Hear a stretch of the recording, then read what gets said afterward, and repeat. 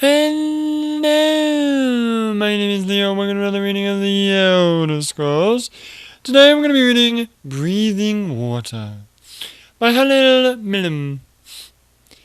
He walked through the dry, crowded streets of Balfell, glad to be among so many villagers. In the wolves of Vivek, he had no such anonymity. They knew him to be a smuggler, but here he could be anyone. But here, no, I already said that. A lower-class peddler, perhaps. A student, even.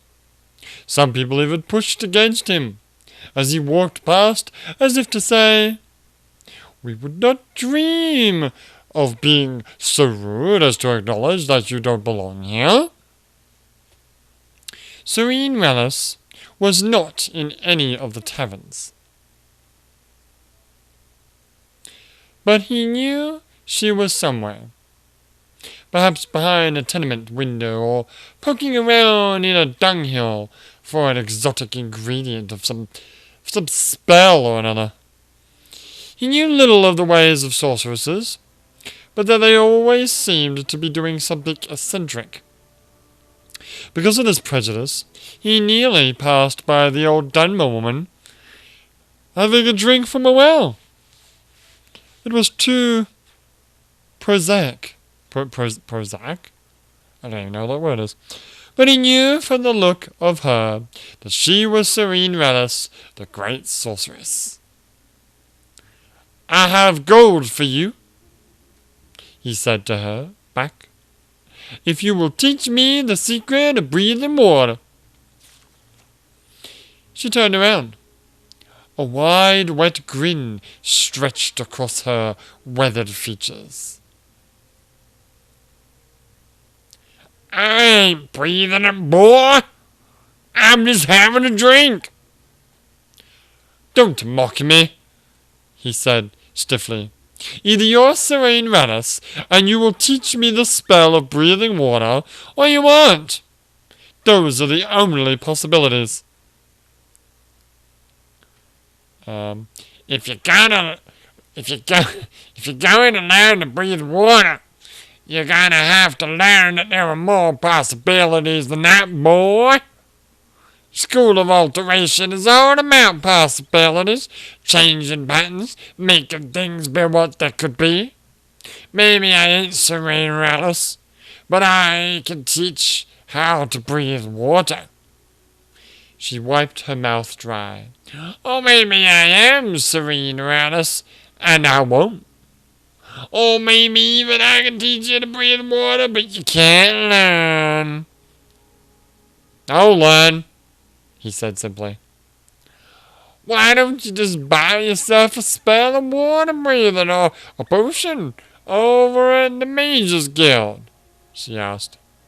"That's how it's generally done." "They're not powerful enough," he said. "I need to be underwater for a long time. I'm willing to pay whatever you ask, but I don't want any questions. I was told you could teach me." "What's your name, boy?" "That's a question," he replied. His name was Tharin Winloth, but in Vivek they called him the Toll Man. His job, such as it was collecting a percentage of the loot from the smugglers when they came into harbour to bring to his boss in the Kimona Tong. Of the value of that percentage, he earned another percentage. In the end, it was very small indeed. He had scarcely any gold of his own, and what he had, he gave to Serene Relish. Hold on just a second.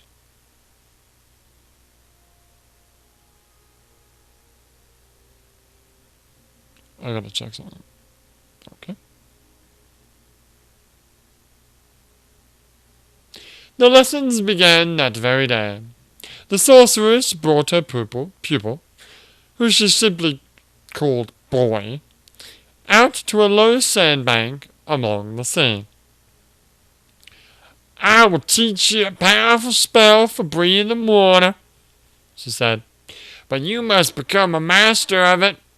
As with all spells and all skills, the more you practice, the better you get. Even that ain't enough. To achieve true mastery, you must understand what it is you're doing.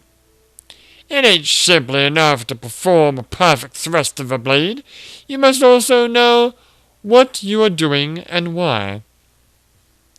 That's common sense, said Therian. Yes, it is, said Serene, closing her eyes. But the spells of alteration are all about uncommon sense. The infinite possibilities, breaking the sky, swallowing space, dancing with time, setting ice on fire, believing that the unreal may become real. You must learn the rules of the cosmos and then break them. That sounds very difficult, replied Theron, trying to keep a straight face. Serene pointed to the small silver fish darting along the water's edge. They don't find it so. They breathe water just fine. But that's not magic. What I'm saying to you, boy, is that it is. For several weeks, Serene drilled her student, and the more he understood about what he was doing, and the more he practiced, the longer he could breathe underwater. When he found that he could cast the spell for as long as he needed, he thanked the sorceress and bade her farewell. There is one last lesson I have to teach you, she said. You must learn that desire is not enough. The world will end your spell no matter how good you are, and no matter how much you want it.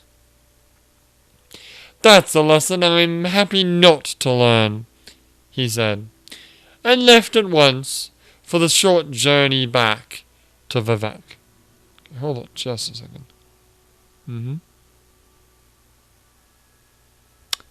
Nope, didn't think so. Right. I was just checking if I've already read this book, because I really feel like I've already read this book.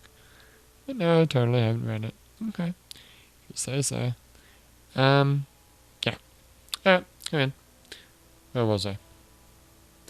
The walls were much the same, with all the same smells, the same sounds, and the same characters. His boss had found a new tollman. He learned from his mates. They were still looking out for the smuggler's ship, Morrowind, but they had given up hope of ever seeing it. Therian knew they would not. He had seen it sink from the wharf a long time ago, and that's why he wants to breathe in the water, naturally. Can I search?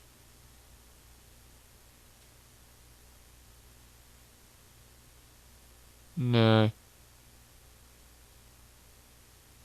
Hang on a second. Alright.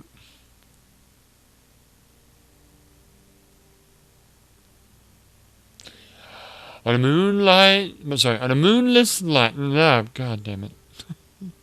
We'll try that again. I do. On a moonless night, he cast his spell and dove into the thrashing purple waves. He kept his mind on the world of possibilities, that books could sing, that green was blue, and that water was air. That every stroke and kick brought him closer to a sunken ship filled with treasure. He felt magic surge all around him as he pushed his way deeper down. Ahead, he saw a ghostly shadow of the Morrowind, its mast billowing in a wind of deep water currents. He also felt his spell begin to fade. He could break reality long enough to breathe water all the way back up to the surface, but not long enough to reach the ship. The next night he dove again, and this time the spell was stronger. He could see the vessel in detail, clouded over and dusted in sediment. The wound in its hull where it had struck the reef, a glint of gold beckoning from within. But still he felt reality closing in, and he had to surface. The third night, he made it into the steerage? Steerage. Where you steer the boat, right. Yeah, I gotcha. Past the bloated corpses of the sailors, nibbled and picked apart by fish. Their glassy eyes bulging, their mouths stretched open. Had they only known the spell, he thought briefly. But his mind was more occupied by the gold scattered along the floor, the boxes that contained them shattered. He considered scooping up as much as he could carry into his pockets, but a sturdy iron box seemed to bespec more treasures. Time for a drink.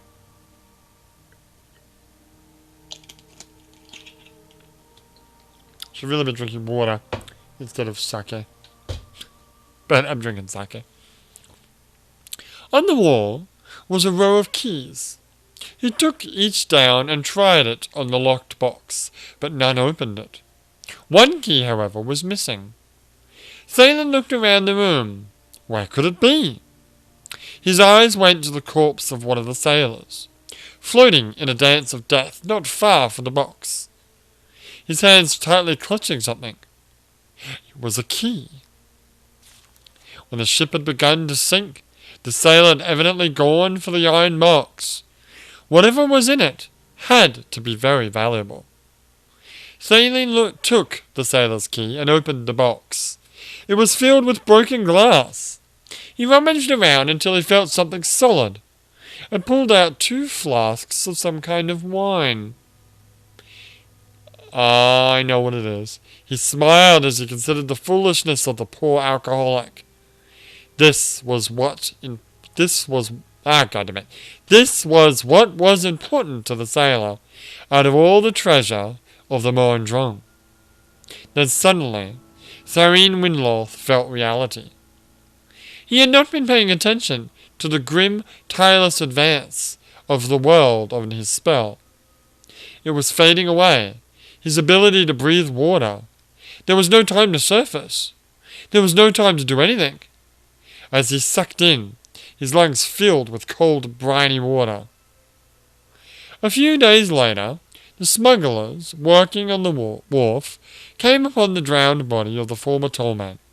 Finding a body in the water in Navek was not in itself noteworthy, but the subject that they discussed over many bottles of Flynn was how did it happen that he drowned with 2 potions of water breathing in his hand. Yeah, I've totally read this book before, but apparently I haven't done a book reading of it, so... Yes, so, yeah. Obviously the sailor was going for the water breathing potions. Makes sense. But he died, and then, yeah, Dickhead died because of his hubris. Well, that has been a reading of Breathing Water by Hallel Miram. And this has been another reading of the Elder Scrolls. But for now, my name is Leo, and I will see you next time.